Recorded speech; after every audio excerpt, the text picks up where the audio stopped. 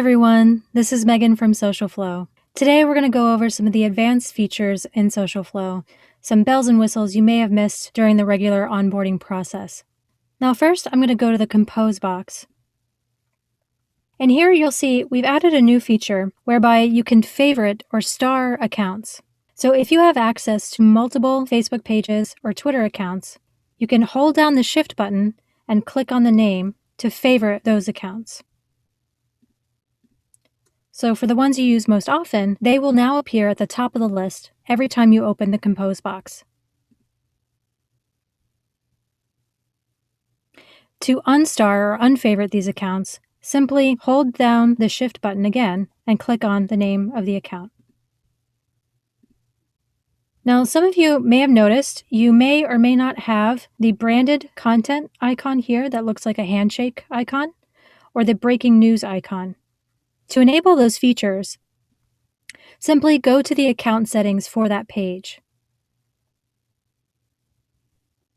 About halfway down the page, you'll see the two options for branded content and breaking news.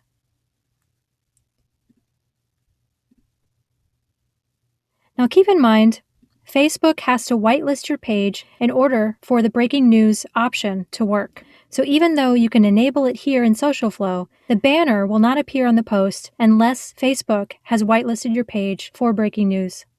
Now moving to the Calendar View tab here, I want to show you a couple of the filtering options. Here on the left-hand side of the page, you'll see this icon. This will allow you to create filters and save them. Under the filtering options, you want to give the filter a name of some kind, a title of the filter. You can select the source of content. So if it's manually created content or content that's coming from an RSS feed, you can say, I only want to see content from those sources in this filter.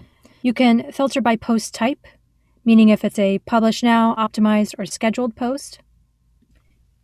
You can also choose if you want to see already published content or just queued up content, things that are not yet live.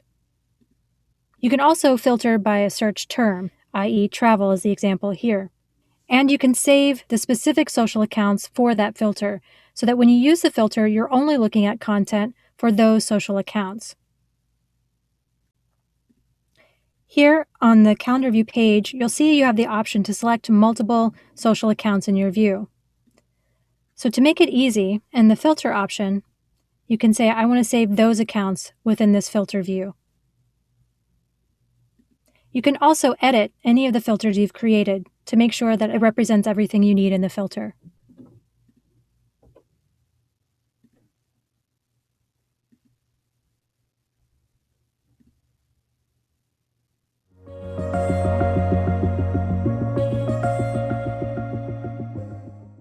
You'll notice I've logged into Social Flow's test account because I want to show you the new Audience tab.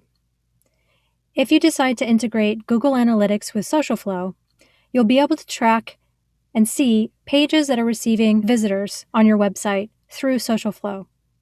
We pull in the information showing you the title of the page, the number of visitors in real time, and if there's a link in the queue to that page in any one of your social accounts.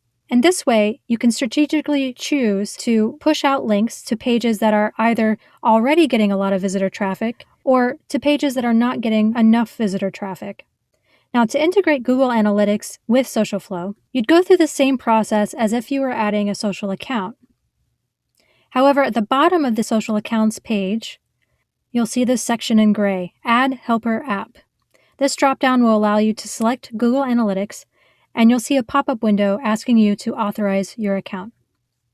This will also give you an additional column on the Reports and Messages page where you can filter your top-performing posts and tweets by the visitor metric as well.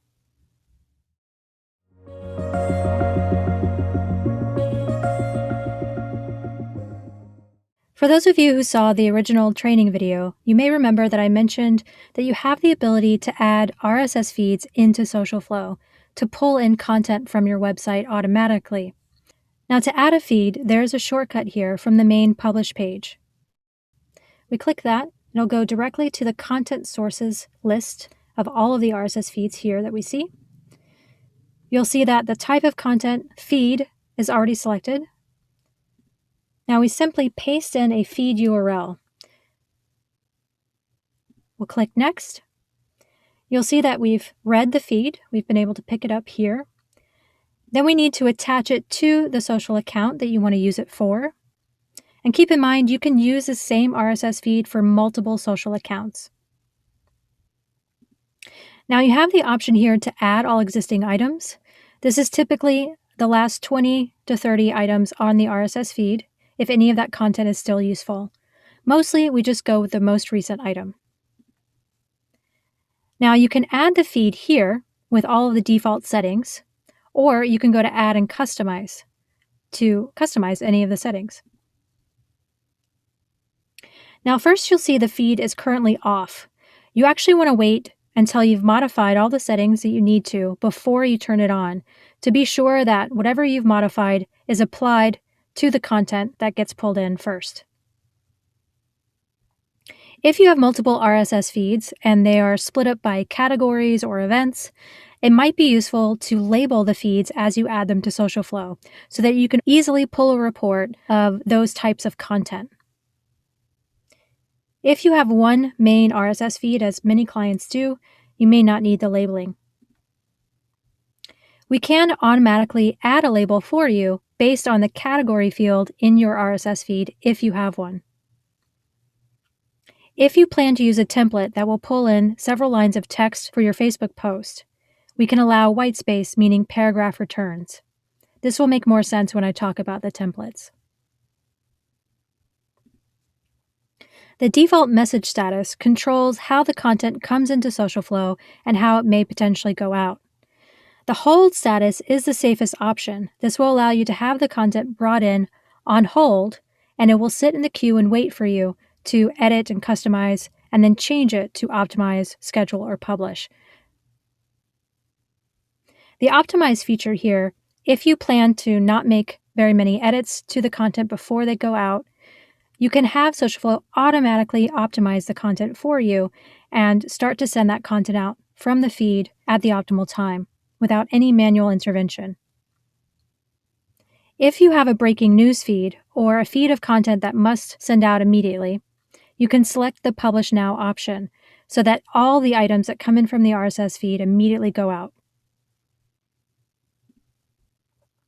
Now, as I mentioned, you can use the same RSS feed for multiple social accounts, so we can easily just copy it over to another handle if we'd like. The message expiration controls how long the content items will sit in the queue, particularly if they're on hold. So if this feed is set to hold, the items will sit in the queue for up to 1 week by default.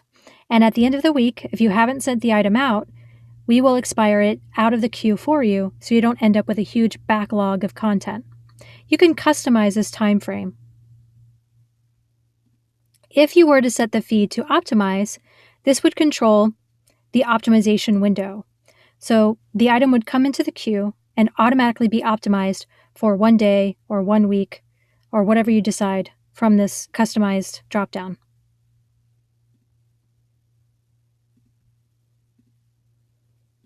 The expiration behavior here simply states that at the end of that time frame, if the item hasn't sent out, we will expire it.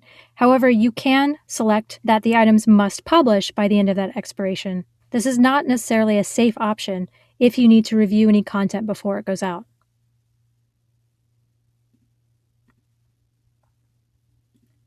As I mentioned the templates, these control the format of what comes into the queue.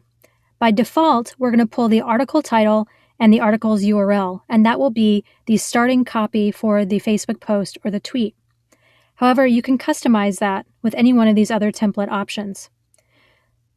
For example, with Facebook, you don't need the URL in the actual post copy. You just need the metadata underneath. So you can use the title template here to just pull in the article title, and we will still keep the link information under the post.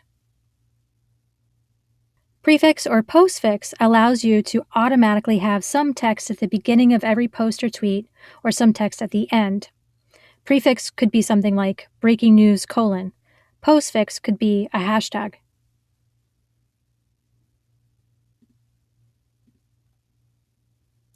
Filters allow you to include or exclude certain articles from coming into the queue based on keywords.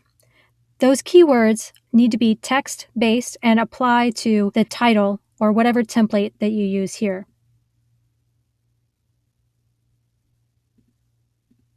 There's a tracking tags option here if you decide you want to track all of the traffic from your various RSS feeds. Most people tend to just choose tracking tags for the social account, not on the feeds. The publication limits are important if you have a Publish Now feed, saying you want all content to go out immediately. In that case, you may want to prevent collisions, meaning if the feed updates with 3 or 4 stories at the same time, we won't send all 3 or 4. We're going to send the first one, or whatever you decide is the threshold here, and we'll put the rest on hold or on optimize for you.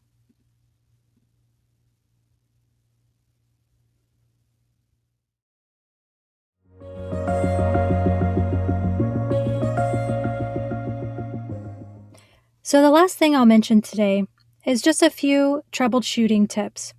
Now, looking at the list of RSS feeds we have here, one thing you can do, most people don't notice, is you can view the feed. So if you're ever curious as to why a content item has not yet come into the queue, one thing to check is if it has actually reached the feed yet. So from the content source page, you can view the feed and see the latest content on that RSS feed and look for the latest article. So if you need to, you can always Google feed validator, and you'll find several websites that are free to use. You can plug in the RSS feed here, have the feed validation checked by the other site, and they'll let you know if the feed is valid or not, and if there are any errors with the RSS feed itself. If there are errors, this may sometimes cause trouble for feed readers like SocialFlow to bring in content. A couple other tools you can use. If you want to double check your Facebook posts to make sure that the metadata is appearing properly on Facebook, you can plug in the article URL in the Facebook Sharing Debugger tool. Once you click Debug, you'll get information from Facebook as to what Facebook's able to read from the article, and if the OG tags are set up properly or if there are any errors there. Twitter also has a similar service called the Twitter Card Validator. Here, you can plug in a URL to preview your Twitter card, and if there are any errors with Twitter being able to read or display the Twitter card. Well, that's it for today. Thank you so much for joining me. I hope that you found this useful. If you have any questions, please feel free to reach out. You can email us at support@socialflow.com. Thanks for watching.